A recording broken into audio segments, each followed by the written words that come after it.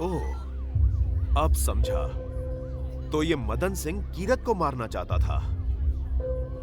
लेकिन क्यों? हमें तो पता चला था कि कीरत सिंह और मदन सिंह बहुत पुराने दोस्त थे। साहब, मुझे जितना भी पता था मैंने सब आपको बता दिया। अब मुझे जाने दीजिए। इतनी आसानी से नहीं। तुमने खुद कबूला है कि तुम कीरत सिंह की मौत की जिम्मेदार हो। लेकिन साहब, मैंने बताया तो आपको, मदन सिंह ने मुझे जान से मार डालने की धमकी दी थी। तो क्या तुम्हारे पास पुलिस के पास आकर रिपोर्ट दर्ज करवाने का अवसर था, लेकिन लालच की वजह से तुम ये काम करती रही। और एक बात बताओ, तुम हरीलाल को भूत बनकर कैसे डराती रही? क्या तुमने उस पर भी कोई जादू टोटका किया था?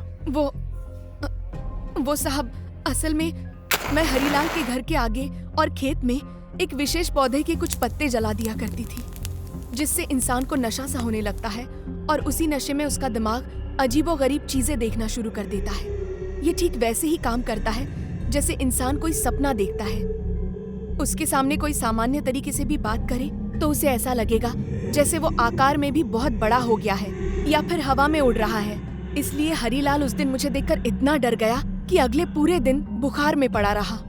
इन्हीं सब तरीकों से मेरी दुकान चलती आ रही है साहब। लेकिन दो बातें मुझे अब भी समझ नहीं आई।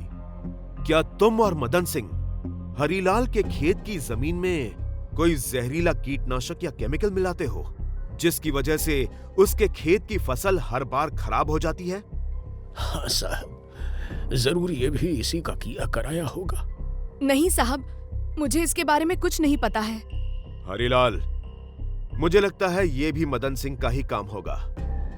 इस साल तुम्हारे खेत में अच्छी फसल होगी। ये सब आपके कारण मुमकिन हो पाया है साहब। ऐसा मत कहो हरीलाल। एक मिनट, लेकिन तंत्रा, तुमने हमें फिर सीतापुर क्यों भेजा था? क्या वो हमें केस से भटकाने की कोई चाल थी और गलती से तीर निशाने पे लग गया और हमें ज्योति के बारे में पता चल गया? मैंने कब साहब? उस दिन जब मैं तुमसे उस मंदिर में मिला था, वो तुम ही तो थी ना? और हाँ, ये कैसे हो सकता है कि जिस रात को तुम मुझसे वहां मिली, ठीक उसी रात को तुमने हरीलाल को ज्योति का भूत बनकर डराया? साहब, मैं तो आपसे आज ही पहली बार मिल रही हूँ। कौन सा मंदिर? आप किस रात की बात कर रहे हैं? साहब, शायद उस दिन आपने सच में सपना ही देखा था। लेकिन साठे, सपने में मुझे उस गांव का पता कैसे मिला? सब भगवान की कृपा है साहब। कभी कभी दिमाग भी हमारे साथ कई खेल खेलता है। अब बस मदन सिंह को पकड़कर ये पता लगाना है कि आखिर उस ज्योति से क्या कनेक्शन है। लेकिन पहले इस कीरत सिंह का किस्सा खत्म करता हूँ। कुछ देर बाद साहब, ये रही जमुना जी। आइए जमुना जी, बैठिए। अब एक बात मुझे सच सच बताइए, क्या आप भी मदन सिंह के साथ इस पूरी साजिश में मिली हुई थी?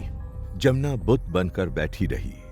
देखिए, मैं सच्चाई जान चुका हूं, लेकिन एक बार खुद आपके मुंह से सब सुनना चाहता हूं, क्योंकि मुझे पता चला है कि आप भी मदन सिंह की काफी करीबी रह चुकी हैं। आपको शर्म नहीं आई एक विधवा पर ऐसा इल्जाम लगाते हुए? क्या आपको शर्म आई अपने पति की हत्या की बात छुपाते हुए और उसके पीठ पीछे उसके करीबी दोस्त के साथ संबंध बनाते हुए? जमुना पूरी तरह से पसीना पसीना हो चुकी थी। आखिर उसकी हिम्मत ने जवाब दे दिया। ये सब कुछ तब शुरू हुआ जब एक दिन मदन सिंह हमारे घर पे आया हुआ था। उसके हाव भाव से ही मुझे समझ आ गया था कि वो मुझ पर लट्टू हो चुका है। कीरत तो एकदम बुद्धू था।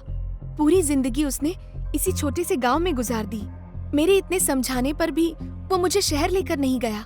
यही रहकर खेती बाड़ी करता रहा। मुझे इस गांव में नहीं रहना था। मैं किसी भी तरह से शहर चले जाना चाहती थी।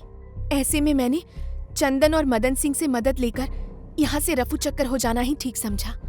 मैंने उन दोनों को जानबूझकर फंसाया, जो कि बिल्कुल भी कठिन नहीं था। दोनों ही कीरत की गैर हाजिरी में मेरे आसपास गुड़ पर मक्खी की तरह मंडराने लगे थे। दोनों मुझे रिझाने के लिए हर मुमकिन कोशिश कर रहे थे। हम लोग कब तक यूं छिपते छुपाते मिलते रहेंगे? क्या तुम मुझसे शादी नहीं करोगे? अरे नहीं मेरी बुलबुल, हम जल्दी ही शादी करेंगे।